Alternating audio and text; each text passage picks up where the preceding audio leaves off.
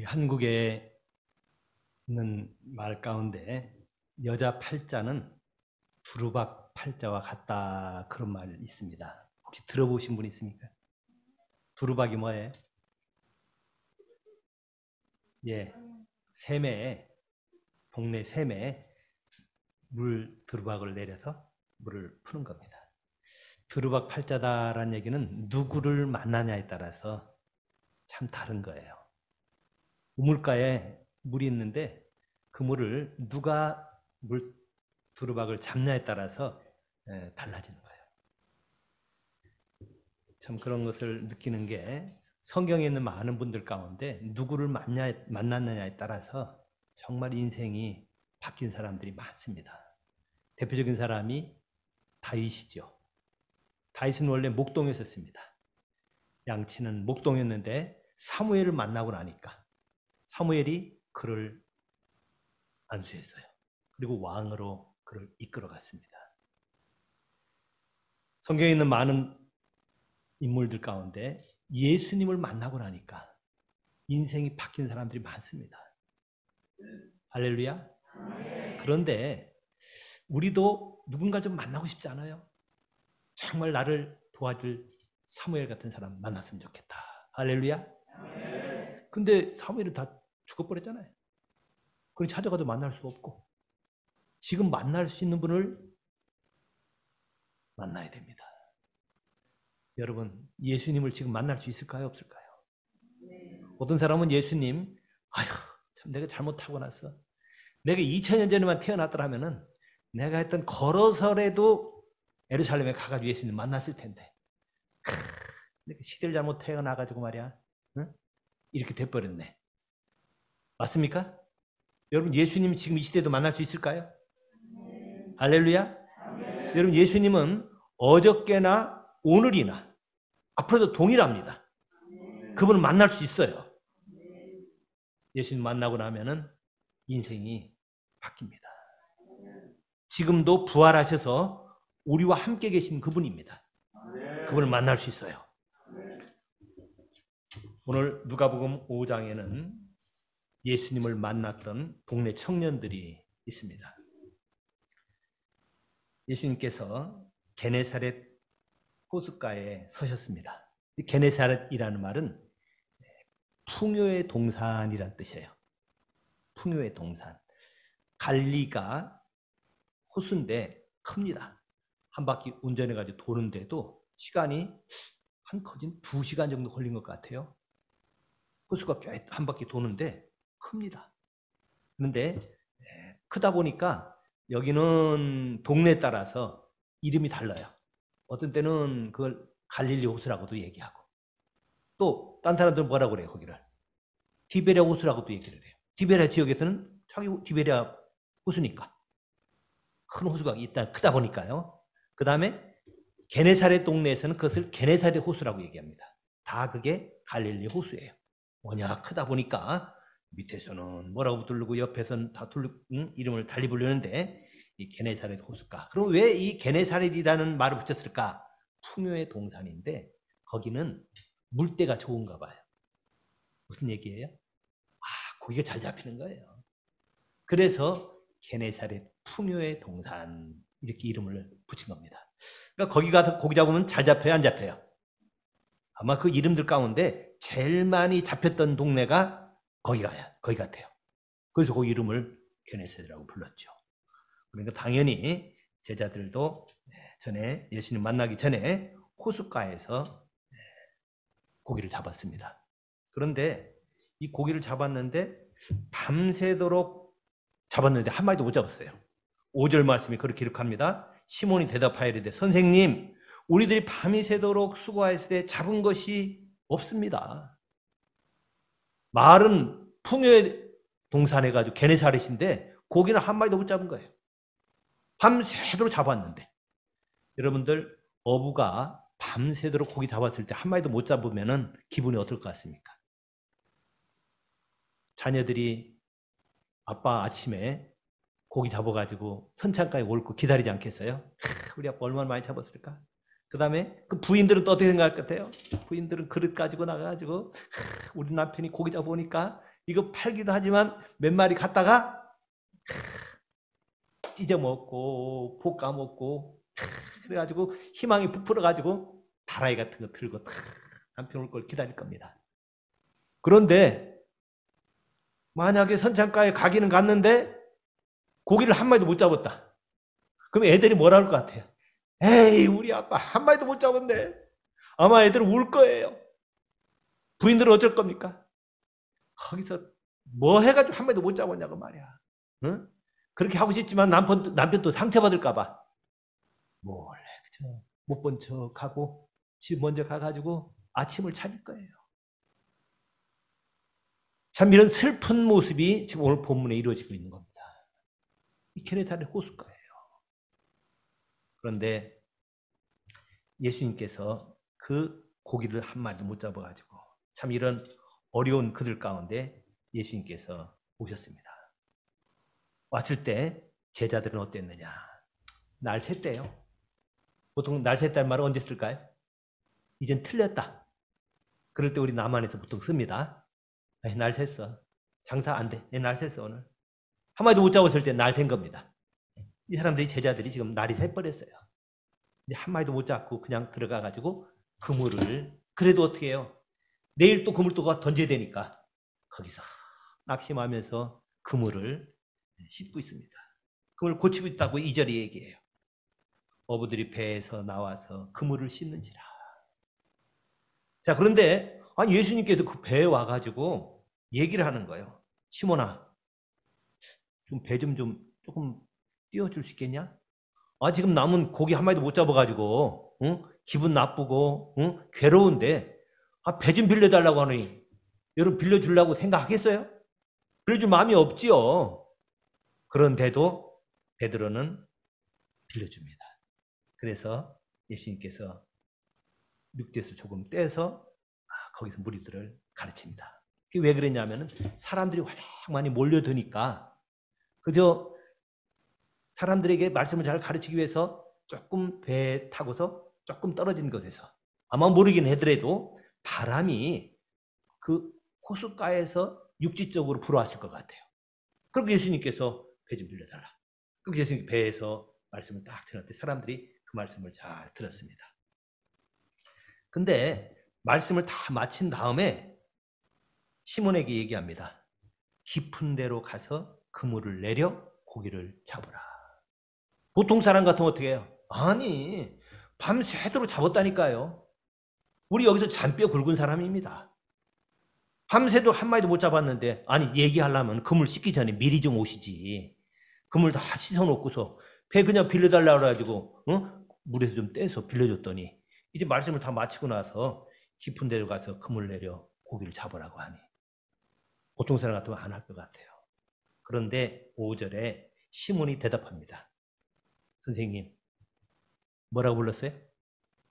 아저씨 그랬습니까? 목수 아저씨 그런 게 아니라 선생님, 우리들이 밤이 새도록 수고했을 때 잡은 것이 없지만은 말씀에 의지하여 내가 그물 내리겠습니다. 이거 대단한 거예요. 저는 베드로가 이렇게 예수님 말씀을 순종을 잘할 사람이 아니라는 걸 저는 압니다. 왜? 몇 년 지난 다음에도 예수님이 하실 때 뭐라 그래요? 주여 그리 마옵소서. 예수님에 대해서 막 항의했던 사람이에요. 몇 년 지난 다음에도. 마음에 안 들면은요 그냥 갚버립니다. 자, 그런 베드로가 어떻게 예수님한테 아저씨, 목수 아저씨, 그거 시킬 만한 걸 시켜야지. 지금 그물을 다시 내리라니요. 라고 얘기할 것 같은데 말씀에 의지하여 그물을 내리리다. 그렇게 얘기했어요. 왜 그랬을까요? 베드로의 성품으로 그럴 사람이 아닙니다. 왜 그랬을까? 바로 앞에 보면 그 힌트가 좀 나옵니다. 지금 읽은 말씀 바로 앞에 보면은 그런 것들을 우리가 볼 수 있는데요. 자, 예수님께서 베드로의 장모의 병을 고쳐줬습니다. 장모가 아픈데 예수님께서 거기 가서 그 장모의 병을 고쳐준 것이 바로 앞에 기록되어 있습니다. 자, 그런데 그것 때문에 아마 했던 것 같아요. 4장 38절 우리 한번 같이 읽어볼까요? 4장 38절. 예수께서 일어나 해당에서 나가사 시몬의 집에 들어가시니 시몬의 장모가 중한 열병을 앓고 있는지라 사람들이 그를 위하여 예수께 구하니 예수께서 가까이 서서 열병을 꾸짖으신데 병이 떠나고 여자가 곧 일어나 그들에게 수종토니라. 이것이 바로 전에 있었던 일입니다. 아마 시간적으로 따져도 하루 전 정도 될 것 같아요. 그 전날 예수님이 베드로의 장모 시몬이 지금 중한 열병에 지금 앓고 있는데 예수께 구했더니 예수께서 가까이 가셔서 열병을 꾸짖어서 병을 떠나게 버렸어요. 그랬더니 여자가 일어나가지고 수종 들었대요. 나와버린 거죠. 그러니까 어떻게 고마웠겠죠? 예수님께서는 거저 받았으니 거저 주라라고 얘기했던 것처럼 병 고쳐준 다음에 뭐 대가로 뭐 큰 돈을 요구하지도 않았고 그냥 고쳐줬던 것 같아요. 그러니까 어때요? 고맙다고 얘기하죠. 그러니 베드로가 아주 어제나 그쯤에서 장모의 병을 거기다 고쳐준 능력의 예수님이시고 또 거저 고쳐줬던 것 같아요. 고맙지요. 그러니까 보통 같은 말도 안 들을 것 같은데 저 밤새도록 못 잡았지만 말씀에 의지해서 금을 내리겠습니다. 아마 어제 그것 때문에 그런 것 같아요. 그리고 또 선생님이라고 하는 게 왜 선생님이라 할까? 병도 고쳐주니까. 여러분 의사한테 보통 뭐라 그래요? 병원에 가서 의사한테 아저씨 나 고쳐주세요. 그런 사람 있어요? 그러면 주사 더 세게 놓습니다. 의사한테는 가서 선생님 그러죠? 그러니까 아마 베드로가 그것 때문에도 더 선생님 말씀에 의지하여 그물을 내리리다. 그렇게 얘기했겠죠. 그래서 깊은 데로 가서 그물을 내렸더니 얼마나 많은 고기가 잡혔는지. 자, 6절 말씀 같이 읽어볼까요? 그렇게 하니 고기를 잡은 것이 심이 많아 그물이 찢어지는지라. 이에 다른 배에 있는 동물에게 손짓하여 도와달라. 그랬더니 2배에 가득 채울 만큼 많은 고기를 잡은 것을 믿습니다. 아멘. 말씀에 의지하여 그물을 내릴 때 자기 생각이 이해가 안 돼. 어떻게 밤새도록 고기 잡아도 한 마리도 못 잡았는데. 그리고 새벽이 되면은 이제 고기가 잘 안 잡힙니다. 왜냐하면 그 갈릴리 호수는 그 지역이 더운 데입니다. 덥기 때문에 해가 뜨게 되면은 고기들은 다 밑으로 내려가요. 밑으로 내려가서 고기를 잡을 수가 없습니다. 근데 밤 되면은 그런 것들이 이제 올라오죠. 수온이 위가 좀 따뜻하니까. 따뜻한 데 올라와 가지고 있는데 거기서 그때 잡는 겁니다. 그러니 낮이 되면은 정말 날 새버리는 거예요. 고기 못 잡습니다. 근데 예수님께서 그물을 내려 고기를 잡으라 라고 했을 때 말씀에 의지하여 순종을 할 때 많은 고기가 잡힌 것을 믿습니다. 아멘. 제가 오늘 말씀드리려고 그러는 것은 예수님을 만나야 되는데 우리가 만나는 예수님은 베드로에게 말씀하셨던 것처럼 말씀하시는 분입니다. 오늘 제가 여러분들에게 같이 나누려고 그러는 것은 그저 단순한 것이 아니라 어떻게 이런 사건이 이루어지게 됐을까. 뒤에 자 우리 한번 8절 읽어보겠습니다. 시몬 베드로가 이를 보고 예수의 무릎 아래 엎드렸습니다. 그리고 이르되 주여 나를 떠나서서 나는 죄인으로소이다 라고 얘기합니다. 여러분 아니 이상하잖아요. 베드로가 왜 예수님 만나갖고 주여 나는 죄인으로소이다 그래요? 보통 어떻게 얘기합니까? 아이고 선생님 감사합니다. 이렇게 그냥 말씀에 의지해가지고 순종했대. 이렇게 많은 고기 잡혔네요. 뭐라고 하대? 예수님 혹시 내일 또 만날 수 있을까요? 우리 아직 계약을 합시다. 5대5 정도로. 근데 고기 잡으면은 내가 반은 드리고 반은 그거 마음에 안 들면 7대3도 괜찮아요. 예수님이 7 갖고 10마리 잡으면 내가 3마리 줘도 그래도 괜찮아요. 보통 그런 정도로 얘기할 건데 베드로는 뭐라 그래요? 예수님의 무릎 아래 엎드려서 주여 나를 떠나서서 나는 죄인으로소이다 이렇게 얘기하는 거예요. 이상하잖아요? 이해가 안 가죠? 이거 어떻게 이런 말이 나왔는가를 오늘 말씀 통해서 잘 봐야 됩니다. 여기 주여라는 것은 헬라 말로는 큐리오스라고 되어 있는데 이 큐리오스라는 것은 하나님이요. 따라합시다. 하나님이요. 전에는 아까 뭐라고 그랬어요? 아까 처음에 베드로가 예수님 뭐라고 불렀습니까? 5절에 선생님 그랬죠. 선생님. 지나가다가 사람들이 물어보세요. 예수님 누구십니까? 그러면 공부 조금만 한 사람은 3대 성인 중에 한 분이야. 예수님 선생이야. 다 그렇게 얘기합니다. 그런데 베드로도 선생님이라고 그랬었는데 바뀌었어요. 뭐라고 바뀌었어요? 주여.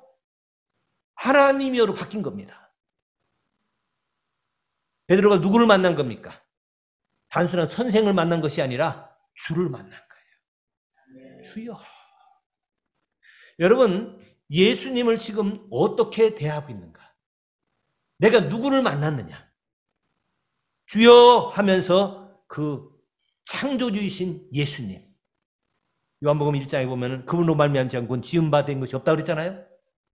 나를 위해서 십자가에 죽으신 그분을 내가 만나느냐? 아니면은 그냥 3대 성인 중에 한 명을 만나느냐? 베드로는 주를 만나게 된 겁니다. 그런데요, 예수님을 제대로 딱 만나게 되면은 내가 죄인이구나 라는 것을 알게 됩니다. 그분의 거룩하심 앞에 나는 죄인이구나. 이런 고백을 하게 돼 있어요. 자, 이런 고백, 나는 죄인으로소이다 라고 얘기하니까 예수님께서 뭐라 그래? 너 죄 용서해 줬다. 됐다, 이제 괜찮다. 그렇게 얘기한 게 아니라 그 다음에 9절에 얘기해요. 10절. 시간이 없으니까 10절 같이 읽겠습니다. 세베대 아들로서 시몬의 동역자인 우와 요한도 놀랐습니다. 예수께서 시몬에게 이르시되 무서워하지 말라. 이제 우리는 내가 사람을 취하리라. 아멘. 저는 죄인입니다. 저 좀 용서해 주세요. 제가 그동안 예수님을 선생으로 알았지 왕으로 몰랐습니다. 하나님으로 대하지 않았습니다. 이거 용서해 주세요. 뭐 그런 얘기했어요. 나는 죄인입니다. 그랬더니 예수님께서는 한 발 뛰어넘어가지고 그냥 뭐 얘기해요? 이제부로 너가 사람을 취하리라. 용서 정도가 아니라 너는 이제는 나와 함께 이 귀한 일을 할 거다. 너는 이제 복음 전하는 일을 할 것이고 너는 이제 사도로 내가 불러준다. 할렐루야. 여러분 죄 졌는데 용서해 주세요 그랬더니 그 사람에게 어떤 직분을 하나 맡기면 어때요? 앞에 거 다 용서된 거 아니에요? 오늘 이 사건이 벌어지게 된 겁니다. 그러면은 자, 이제 오늘 말씀의 결론입니다. 어떻게 베드로는 예수님이 선생이 아니라 3대 성인 중에 한 분인 선생이 아니라 주라는 것을 알았을까? 어떻게 하나님이라는 것을 알았을까? 많은 분들이 그래요. 아유, 고기 많이 잡는 거 보니까 선생인 줄 알았지요. 맞습니까? 아니에요. 여러분, 가끔 어부들이요, 고기 때 만나면은 한꺼번에 그냥 한 번 던져가지고 배 가득 채울 때가 있습니다. 한꺼번에 던져가지고 고기 떼를 만나가지고 그냥 나가자마자 배가 가득 채워가지고 오는 경우도 있어요. 저는 울산에서 목회하는데 울산의 옆에 교회 안수 집사님이 그 울산 앞바다에 가서 고기를 잡는데요. 나가자마자 한번 던졌는데 이상한 일이 벌어진 거예요. 이게 얼마 전 일입니다. 작년 말쯤 돼요. 갈치가 잡혔어요. 은갈치가. 원래 울산에 갈치 안 잡힙니다. 갈치는 주로 제주도 정도 남방에 있는 고기예요. 그런데 이 고기들이 어떻게 됐는지 거기까지 올라온 거예요. 때가 잡혔는데 한 번만에 많은 고기 잡고 더 이상 내릴 필요가 없어요. 사람들이 소문 나가지고요. 울산에 그런 일 벌였어요. 낚시꾼들 다 쫓아갔습니다. 그래가지고요. 바닷가에 던지면은 그냥 갈치가 이만한 것들이 그냥 잡히실 거예요. 그래서 어떤 사람은 몇십 마리씩 잡아오고. 그런 일이 얼마 전에 벌어졌습니다. 여러분, 고기 한꺼번에 가가지고 많이 잡고 나면은 그 선장한테 하나님 그럽니까? 선장이 어디다 금을 내려라! 보통 얘기해 주거든요. 고기 어군 탐지기 딱 보고서 야! 때 있다! 때가 왔다! 던져라! 그러면 금을 던집니다. 그 어떤 때는요. 한꺼번에 한 큐에 끝나는 경우가 있어요. 그러고 나면 그 선장한테 하나님 그럽니까? 그건 좀 이상한 사람이죠. 여러분 이 고기 많이 잡아가지고 그런 게 아니에요. 오해하면 안 됩니다. 이스라엘에는요, 저분이 하나님이냐 아니냐 이걸 분별하는 방법이 있습니다. 이 방법이 뭐냐면요, 말씀대로 되어지면은 이거 하나님이다. 말씀하고 그대로 이루어지면은 이분이 하나님이라. 우리는 하나님이다 하면 보통 어떻게 생각해요? 산신령처럼 머리가 백발이 있고, 응? 연세가 많아가지고 도포자로 탁 있고, 금도끼냐 은도끼냐, 응? 네가 바다에 호숫가에다 던진 것이 금도끼냐 은도끼냐 물어보고, 여러분 그런 산신령 같은 하나님 우리는 생각을 하는데, 이스라엘에서는 하나님 하면 어떻게 해요? 말씀하시고 이루시는 분. 이게 하나님이라고 이스라엘 사람들은 생각을 합니다. 자, 시간이 없어서 성경 본문을 좀 찾겠습니다. 에스겔서를 찾겠습니다. 에스겔서에 나와 있는 하나님에 대한 모습을 보겠습니다. 에스겔 17장 24절. 자, 에스겔 17장 24절 같이 읽겠습니다. 제 성경은 1174페이지인데 구약성경 1174페이지 에스겔 17장 24절. 들의 모든 나무가 나 여호와는 높은 나무를 낮추고 낮은 나무를 높이며 푸른 나무를 말리고 마른 나무를 무성하게 하는 줄 알리라. 나 여호와는 말하고, 여호와는 어떤 분이에요? 말하고 이루는 분이라는 겁니다. 할렐루야. 따라합시다. 말하고 이루느니라.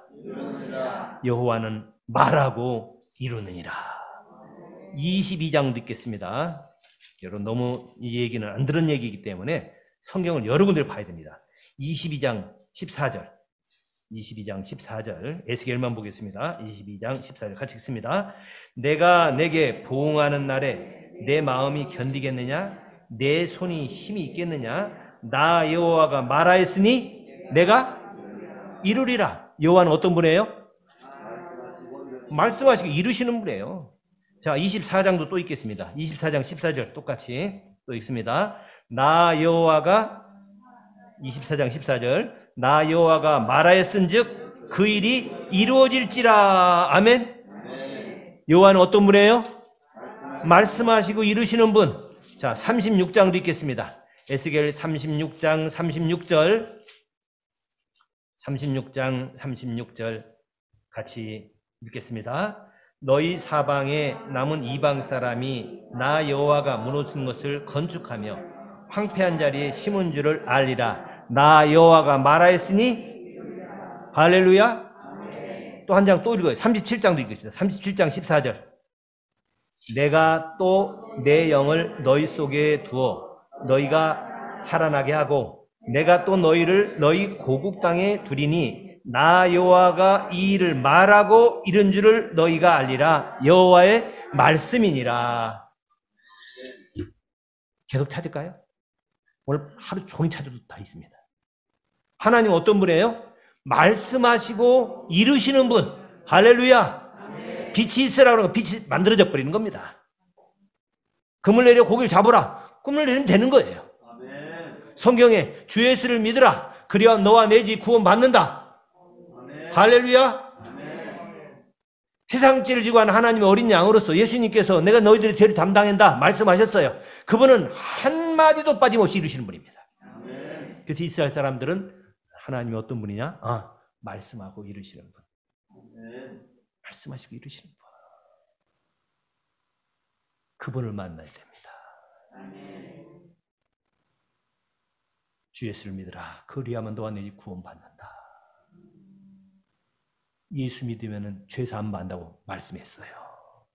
예수 믿고 나면 어떻게 된다고 말씀하셨어요. 말씀하시고 이루시는 분을 만나야 됩니다. 베드로는 동네 청년이 말씀하시고 이루시는 분을 만났습니다. 지금도 부활하셔서 우리와 함께 계신 예수님, 그분을 만날 수 있습니다. 그분을 만나면은 베드로가, 어부가 그런 사람으로 바뀌어 버립니다. 저도 예수님 그분을 만났더니, 말씀하시고 이루신 그분을 만났더니 정말 저는 제 인생에 불만이 없는 사람입니다. 제가 중학교밖에 졸업을 안 한 사람이에요. 왜 중학교밖에 졸업 안 했냐? 공부하기가 싫었어요. 공부하기가 싫었어요. 그래서 중학교 졸업하고 고등학교 시험을 안 봤습니다. 초등학교 때 공부를 열심히 해가지고 저희 학교에서 저 혼자만 대전에 있는 충남중학교라는 데를 들어갔습니다. 저희 때는 중학교 시험 봐서 들어갈 때 있었어요. 그래가지고 집안에서 막 기대를 하고 난리가 났죠. 그랬는데 1학년 때 제 인생에 큰 먹구름이 하나 몰려왔습니다. 제 친형님이 저보다 7살 위였는데 형님이 돌아가셨어요. 사춘기 때. 형님하고 그렇게 가까이 지냈거든요. 형님이 저를 이뻐하고 같이 들로 산으로 다니면서 놀고 수영하고 그렇게 형님하고 좋았는데 형님이 여름방학 때 죽고 나니까 제가 인생에 이상해진 거예요. 그래서 제가 중학교 1학년 1학기 때 거의 전교 1등을 했었습니다. 충남중학교를.